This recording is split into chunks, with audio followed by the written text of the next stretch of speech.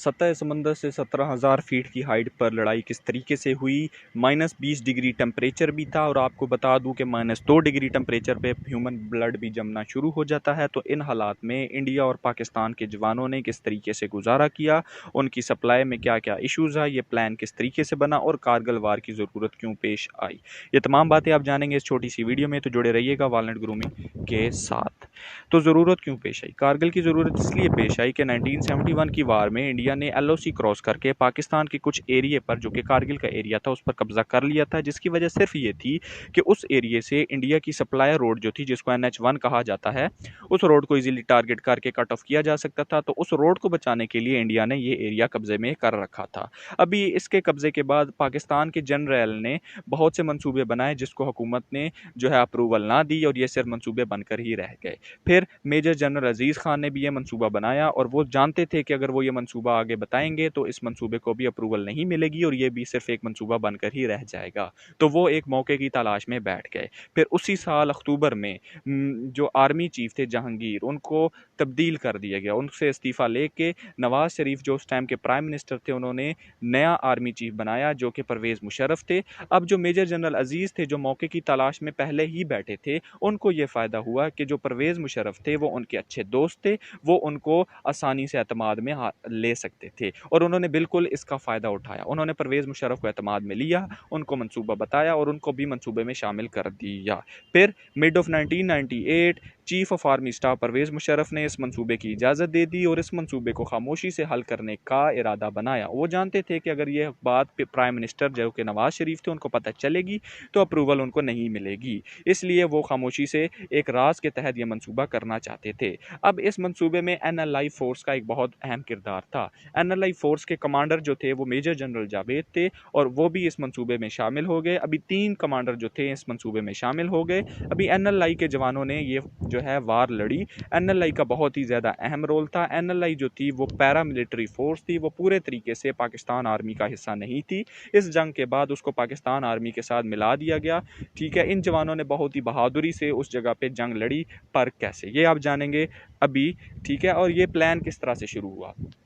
तो सबसे पहले जो प्लान बना, उस प्लान में ये था कि इस एरिया के गिर्द गिर्द खास जगह पे 12 पोस्टें कायम की जाएंगी और उन पोस्टों पे 15 से 20 NLI के जवान जो है वो तैनात किए जाएंगे। और फिर सबसे बड़ा जो चैलेंज था उनके लिए वो लाइन ऑफ कंट्रोल को क्रॉस करना था और 17,000 फीट की बुलंदी पर असला पहुंचाना और तोबे पहुंचाना बहुत ही मुश्किल काम था और ये बिल्कुल नामुमकिन था कि ट्रकों में लोड करके इतनी हाइट पर नहीं लेके जा सकते थे। तो इसका हल मेजर जनरल अजीज़ खान ने कुछ इस तरीके से निकाला कि उन्होंने पाकिस्तान आर्मी के MI-117 हेलीकॉप्टर्स यूज़ किए और इन हेलीकॉप्टर्स के ज़रिए तोबे वहाँ पर लेके जाने का फ़ैसला किया। लेकिन फिर भी बहुत ज़्यादा ख़तरा था, तोबे बहुत वज़नी थी और इन हालात में मौसम की ख़राबी की वजह से ये बहुत ही ख़तरनाक स्टेप था जो कि वो उठा नहीं पाते थे। तो इसका हल उन्होंने ये निकाला कि इन तोपों को छोटे पार्ट्स में डिवाइड कर दिया गया, इनको खोल दिया गया, इनको पार्ट्स में ऊपर लेके जाया जाता और वहाँ पे जाके हमारे NLI के जवान इसको दोबारा से रीअसेंबल कर देते और वहाँ पे पोस्टें कायम हो गई। 12 पोस्टें वहाँ पे तैनात कर दी गई। अब जब ये 12 पोस्टें तैनात कर दी गई तो वहाँ पे कोई इंडियन आर्मी का बंदा उनको ना मिला। जैसे जैसे अपनी आर्मी ने जो है एरिया का जायज़ा लिया तो उनको वो एरिया खाली मिला। इस बात का नोट करते हुए जो मेजर जनरल अजीज़ खान थे, उन्होंने प्लान चेंज करने का कहा। तो परवेज़ मुशर्रफ ने भी प्लान चेंज कर लिया। तो अब मामला जो है बहुत ज़्यादा ख़राब होने वाला था, क्योंकि उन्होंने जो प्लान चेंज किया तो उन्होंने 12 पोस्टों के बजाय 100 पोस्टें वहाँ पे लगाई और उन्होंने पूरे कश्मीर को कब्ज़े में लेने का सोच लिया। अभी 100 पोस्टें तो उन्होंने लगा दी वहाँ पे, इसी तरीके से उन्होंने 100 पोस्टें लगा दी, लेकिन उन 100 पोस्टों को सप्लाई किस तरह से पहुँचानी थी, उन 100 पोस्टों को खाना किस तरह से पहुँचाना था, वो पहुँचाने के लिए सिर्फ 2 पोस्टें ही बनाई गई थी, जो कि 12 पोस्टों के लिए तो काफ़ी थी, लेकिन 100 से ज़्यादा पोस्टों के लिए बिल्कुल नामुमकिन सा काम था और उनको नहीं बढ़ाया गया। तो ये भी बहुत मुश्किलात का सामना करना पड़ा, जो उस टाइम हमारे जनरल ने नहीं सोचा।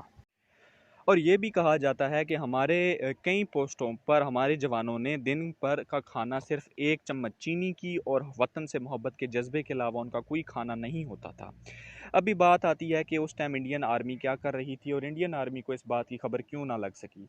तो शदीद ठंड की वजह से, मौसम की ख़राबी की वजह से इंडियन आर्मी जो थी अपनी पोस्टें छोड़कर पीछे हट चुकी थी कुछ अरसे के लिए, और काफ़ी सारी आर्मी का हिस्सा जो कि वहाँ पे ड्यूटी करता था उसको लद्दाख के इलाके में ज़ू बनाया जा रहा था, उधर इंगेज किया हुआ था, जिसकी बिना पर शुरू में तो इंडियन आर्मी को ज़रा भी इल्म ना हो सका। लेकिन फिर एक दिन इंडियन एजेंसी के दो एजेंट्स जो कि उसी इलाके में चरवाहा बने हुए थे, उन्होंने देखा कि यहाँ पे तो आर्मी आ चुकी है, पाकिस्तान आर्मी, और उन्होंने रिपोर्ट सीधी इंडियन इंटेलिजेंस को दी और इंडियन आर्मी जो थी वो भी हरकत में आ गई। अभी बात ये थी कि बात हुकूमत को बताना ज़रूरी थी, क्योंकि इंडियन आर्मी को भी पता चल चुका था, और 29 जनवरी को पहली बार नवाज शरीफ को बताया गया कि हमने कुछ मूवमेंट की है एलओसी के करीब, लेकिन उनको ये नहीं बताया गया कि हम एलओसी क्रॉस कर चुके हैं, और असल बात उनसे छुपाई गई। 13 मई को ये प्लान सीक्रेट ना रहा, पर कैसे? क्योंकि इंडियन फोर्सेस को पता चल चुका था कि पाकिस्तान ने मूवमेंट की है, तो वो इस मूवमेंट का जवाब देने के लिए हरकत में आ गए। जब वो हरकत में आए तो पाकिस्तान के वो अफसरान जो इस मूवमेंट में इन्वॉल्व थे, उनको ये फिक्र लग गई कि अगर तो उनका ये हमला नाकाम हो जाता है तो सारा मलबा उन पर आ जाएगा। इस वजह से उनको ज़रूरत पेश आई कि वो हुकूमत को भी एतमाद में ले लें, प्राइम मिनिस्टर को भी एतमाद में ले लें। लेकिन स्टोरी तो अब शुरू होती है कि इंडिया ने इस सरप्राइज मूवमेंट का जवाब किस तरीके से दिया, और वो कौन जवान था जो गोलियां खाने के बाद भी अकेला डटा रहा। अभी ये बात बताने से पहले एक और बात ऐड करना ज़रूरी है, वो ये कि आज़ाद कश्मीर का एक सेक्टर है जिसको कैतान सेक्टर कहा जाता है, जो कि भारत की पोस्टों से 800 मीटर के फासले पर है, और वहाँ से एक रोड गुजरता है जिससे पाकिस्तान आर्मी की गाड़ियाँ गुजरा करती थी, और जब भी वहाँ से कोई गाड़ी गुजरती थी तो जो इंडियन आर्मी थी वो ईज़िली उस गाड़ी को निशाना बना देती थी और उस गाड़ी को तबाह कर देती थी। और पाकिस्तान आर्मी के एक मेजर जनरल ने उस रोड को बचाने के लिए एक हल निकाला। उस रोड के साइड पे एक ऊंची और लंबी कंक्रीट की दीवार खड़ी कर दी, जिस दीवार पर गोलियों और बमों का कोई असर नहीं होता था, और उस दीवार का सहारा लेते हुए गाड़ियां आसानी से निकल जाती थी और जो इंडियन आर्मी का निशाना नहीं बनती थी। और अब कारगिल का मामला छुपा ना रह सका। पाकिस्तान और इंडिया में कारगिल के मामले पर हेडलाइंस आना शुरू हो गई। तो पाकिस्तान के अफसरान ने एक मीटिंग रखी और उस मीटिंग में अपना तमाम राज तमाम अफसरान के सामने खोल दिया कि किस तरीके से उन्होंने किस जगह पर पोस्टें कायम कर रखी हैं और कहाँ कहाँ तक कब्जा कर रखा है। और आगे की प्लानिंग कुछ इस तरीके से बताई कि यहाँ से 3 किलोमीटर के फासले पर मेन सप्लायर रोड जा रही है इंडिया की, जो कि इंडियन आर्मी को सप्लाई करती है। तो हम उस रोड को ईजिली कट ऑफ कर सकते हैं यहाँ से निशाना बनाकर, जिसको NH1 भी कहते हैं। उस रोड का नाम NH1, जो कि पहले आपको मैं बता चुका हूँ। तो तमाम अफसरान इस बात से मुतमिन हो गए, सिवाय उस अफसर के जिसने पहले 800 मीटर के फासले पर रोड को बचा लिया था। तो उसने उस जगह पे कहा कि मैं 800 मीटर के फासले पर रोड को बचा सकता हूं, तो वो तो 3 किलोमीटर आगे रोड है, तो इंडिया आसानी से उस रोड को महफूज कर सकेगा। और कुछ अफसर ये बात सुनकर कारगिल के हक में ना बोले, लेकिन परवेज़ मुशर्रफ आर्मी चीफ ने यह सुनने के बाद भी इस ऑपरेशन के लिए दुआए खैर करवाई और कहा कि किस्मत बहादुरों का साथ देती है। और अब ये बात प्राइम मिनिस्टर को बतानी थी और उनसे अप्रूवल लेनी थी कि 17 मई 1999 को ओजड़ी कैंप में प्राइम मिनिस्टर को ब्रीफिंग दी गई। अब ब्रीफिंग कैसे दी गई?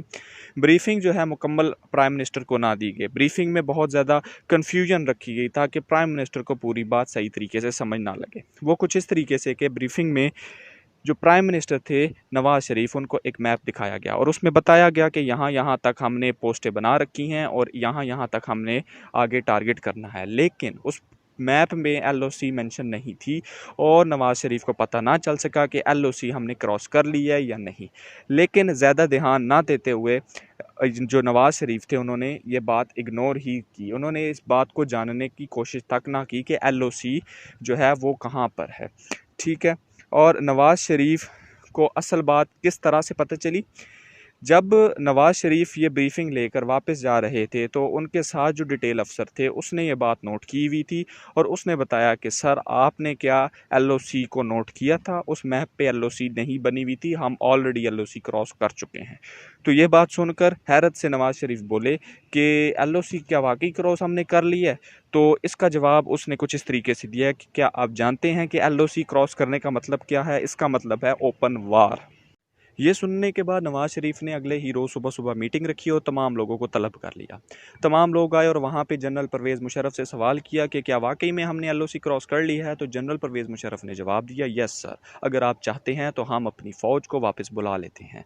उस मौके पर जनरल अजीज़ खान ने कहा, मेजर जनरल अजीज़ खान ने कहा कि सर हम कामयाबी के बहुत ज़्यादा करीब हैं। अगर हम अपने प्लान में कामयाब हो जाते हैं तो कायदे आज़म की तरह कायदे आज़म के बाद आपको भी याद रखा जाएगा। तो इन बातों में आकर नवाज शरीफ ने हुक्म दे दिया कि ठीक है, हम आपका साथ देंगे, हम अपनी आर्मी को वापस नहीं बुलाएंगे। उधर दूसरी तरफ एनएलआई के जवानों ने इंडियन आर्मी का शदीद नुकसान किया और वाजपेयी जो कि इंडियन प्राइम मिनिस्टर थे, उन्होंने नवाज शरीफ से रब्ता किया और उनको वार्निंग दे दी कि अब मामला हद से बढ़ चुका है, हमारा बहुत ज़्यादा नुकसान हो चुका है। और इंडियन आर्मी ने भी प्रॉपर तरीके से एक्शन लेना शुरू कर दिया। इंडियन आर्मी ने अटैक किया, लेकिन एनएलआई के जवान जो कि अपनी पोस्टों पे जमे हुए थे, उन्होंने उस अटैक का शदीद बुरे तरीके से जवाब दिया और इंडियन आर्मी के अटैक को नाकाम करते चले गए। और इंडियन आर्मी को इस हद तक नौबत आ गई थी कि उन्होंने अपने गनशिप हेलीकॉप्टर्स को मैदान में ले आया। अब गनशिप हेलीकॉप्टर भी उनको ज़्यादा सपोर्ट ना कर सके और आहिस्ता आहिस्ता गनशिप हेलीकॉप्टर भी एनएलआई के जवान जो है मार गिराना शुरू कर दिया। और इसी के साथ इंडियन आर्मी ने इंडियन एयरफोर्स को भी इन्वॉल्व कर दिया। इंडियन एयरफोर्स के त्यारे जो कि मिग त्यारे थे, ठीक है, उन त्यारों ने अपने एनएलआई के जवानों पर ऊपर से अटैक करना शुरू कर दिया और जिस पर भी एनएलआई के जवान बहुत ज़्यादा नुकसान खा रहे थे, लेकिन वो पीछे नहीं हट रहे थे। तो फिर इंडिया ने स्ट्रेटजी चेंज कर दी। इंडिया ने क्या किया, इंडिया ने एनएलआई के जवानों के पीछे जो मेन पोस्ट थी, उधर से जो सप्लाई का रास्ता आ रहा था, वहाँ पे अटैक करना शुरू कर दिया। अब एनएलआई के जवानों के पीछे को बम गिराना शुरू किए, जिससे सप्लाई लाइन बुरी तरीके से कट गई। हमारे जवानों को सप्लाई बिल्कुल ना मिल सकी। हमारे जवान काफ़ी हफ्तों तक वहाँ पे बगैर खाने के लड़ते रहे और वहाँ पे कहा जाता है कि वहाँ पे सिर्फ एक चम्मच चीनी का उनको मिलता था पूरे दिन का खाना। और वहाँ पे इस तरीके से जंग चलती रही और फिर ज़रूरत पेश आई कि क्या हमारी भी एयरफोर्स इन्वॉल्व होनी चाहिए। नवाज़ शरीफ के पास एक और फैसले का टाइम आ गया कि या तो वो अपनी एयरफोर्स और नेवी को भी इन्वॉल्व कर दे इंडिया की तरह और ओपन वार कर दे, या फिर वो सुलह की तरफ चल पड़े। तो नवाज़ शरीफ समझ गए कि हम यहाँ पे ज़्यादा देर तक टिक नहीं सकते। ये सिर्फ ख्वाब ही था जो कि मेजर जनरल अजीज़ खान ने मुझे दिखाया था। तो वो सुलह की तरफ चल पड़े। उन्होंने चाइना में जाके सुलह की बात की, अमेरिका में जाके सुलह की बात की और तमाम मुल्कों के कहने पर इंडिया सीज़ फायर पर आमादा हो गया। जब सीज़ फायर पर आमादा हो गया, फायरिंग रुक गई इंडिया की तरफ से। अब हमारे जवानों ने वापस जाना था। हमारे जवानों ने अपने जो पोस्टें थी, हुक्म आ गया और पोस्टें समेटी और वापस जाने की तैयारी की। लेकिन जैसे वापस जाने की तैयारी की, इंडिया ने दोबारा से अटैक शुरू कर दिया।